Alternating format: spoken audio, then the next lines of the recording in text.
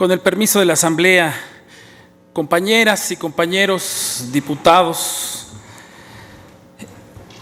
al término del gobierno del presidente Andrés Manuel López Obrador, concluirá el comienzo de esta primera etapa de la cuarta transformación de la vida pública del país.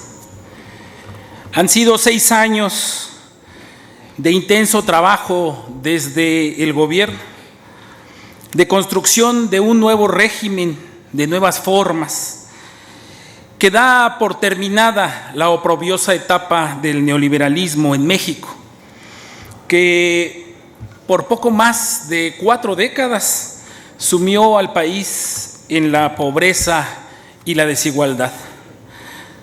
Durante estos 6 años se han sentado las bases de un proceso irreversible de transformación pacífica, de un cambio de fondo sin violencia, que es esta cuarta transformación, sustentada en un profundo sentido de comunidad, la que rescata verdaderamente la soberanía popular, la voluntad del pueblo. El humanismo mexicano es un movimiento profundamente ético y cultural de apertura hacia los más pobres, los más vulnerables y los excluidos de siempre. Es un movimiento social que desde la izquierda está determinado a contener el neoliberalismo y refundar desde la ética y la cultura un régimen de igualdad y democracia. Este arduo proceso nos ha permitido revisar y reconsiderar lo que se le llamó la historia oficial, para reencontrarnos con la verdad a través de una visión objetiva y científica de una realidad que en mucho fue tergiversada por quienes ostentaban el poder político para dictar una interpretación a modo. De ahí que esta iniciativa tiene como propósito no solo rescatar nuestra historia desde la veracidad, los hechos, sino de valorar el papel de quienes desde quienes contribuyeron a construir el país que hoy tenemos. Por ello, resulta congruente y justo honrar la memoria de los luchadores sociales que afrontaron y confrontaron un periodo ominoso en la historia del país, durante la llamada Guerra Sucia, cuyo legado debe ser reconocido y valorado como elemento fundante en el proceso contemporáneo de democratización del país, particularmente en el estado de Guerrero. Proponemos, pues, inscribir con letras doradas en nuestro Congreso los nombres de Lucio Cabañas Barrientos y Genaro Vázquez Rojas en el muro de honor del Salón de Sesiones, primer Congreso de Anáhuac de este Poder Legislativo.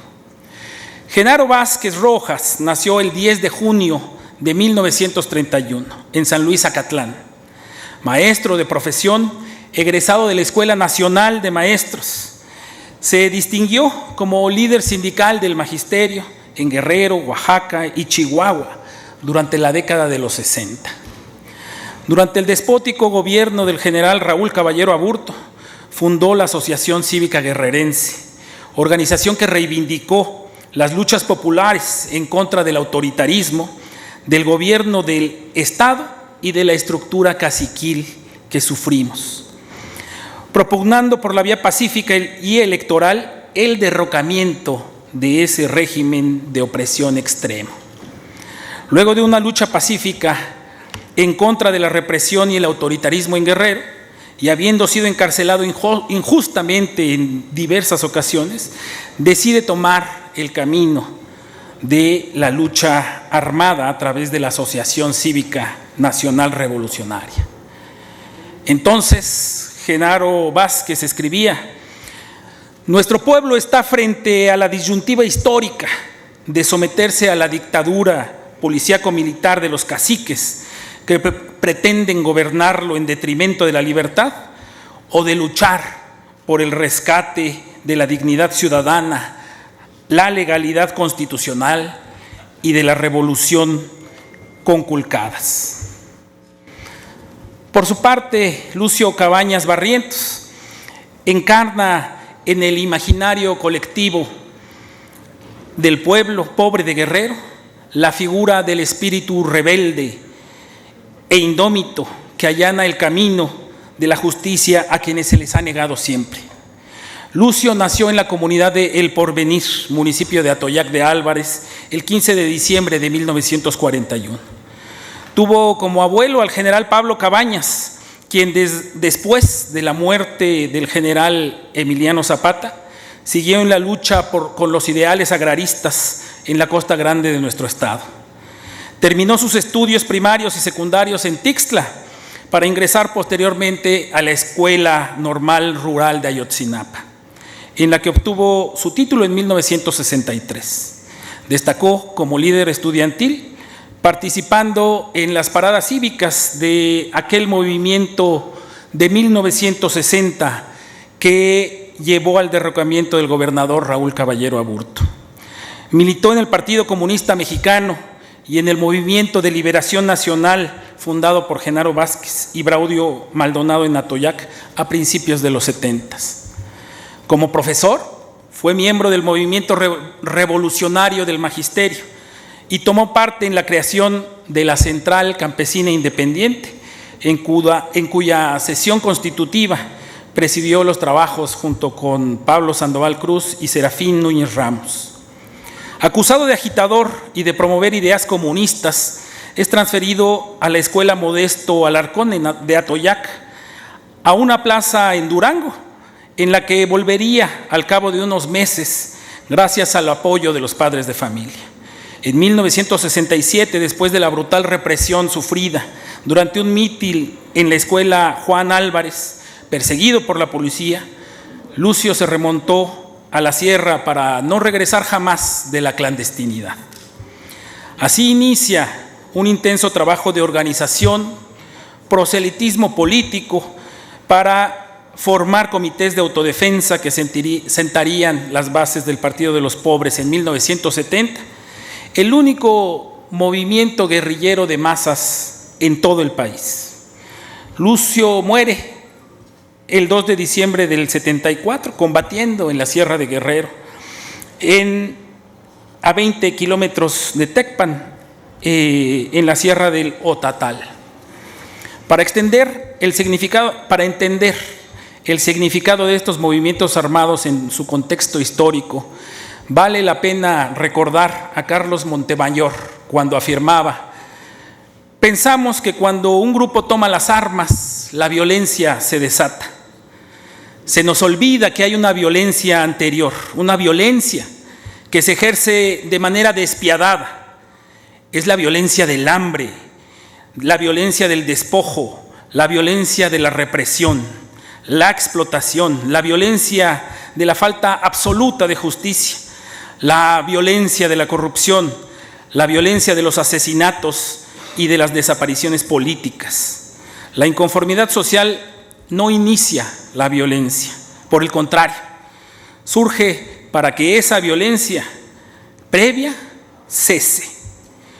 Los movimientos armados son solamente la fase final de una violencia social, dice Montemayor. A partir de una renovación de nuestra historia, a partir de la revaloración que se tiene que hacer, desde una mirada con estricto rigor histórico, tenemos que reconocer que los movimientos de Lucio Cabañas y Genaro Vázquez, sumados en su momento al contexto nacional, protagonizado por la lucha magisterial y ferrocarrilera y por el movimiento estudiantil de 1968, fueron clave en la conformación de la memoria colectiva de los grandes movimientos sociales que han dado lugar a esta transformación democrática que hoy vivimos en el país. Las luchas sociales y las amplias movilizaciones ciudadanas impulsadas desde la izquierda, empujaron los cambios democráticos que hoy vivimos. Sin duda, han tenido su asidero libertario en el espíritu infranqueable de rebeldía de Lucio Cabaños Barrientos y de Genaro Vázquez Rojas. Bajo esta perspectiva y en el marco de un proceso de transformación social destinado a la construcción de un nuevo régimen para nuestro país, esta honorable legislatura no puede menos que reconocer el papel fundacional que cumplieron estos dos importantes personajes de la construcción de la democracia en nuestro país. Esta revaloración se ha hecho no solamente en el ámbito, no solamente se debe hacer en el ámbito local, en el ámbito nacional se ha hecho ya.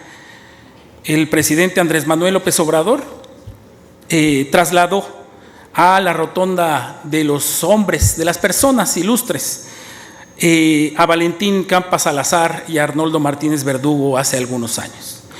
Creo que esta legislatura puede hacer este homenaje a estos dos hombres imprescindibles en la historia de nuestro país y inscribir en el muro de honor de este honorable recinto sus historias y sus nombres. Es cuanto. Muchas gracias, presidente.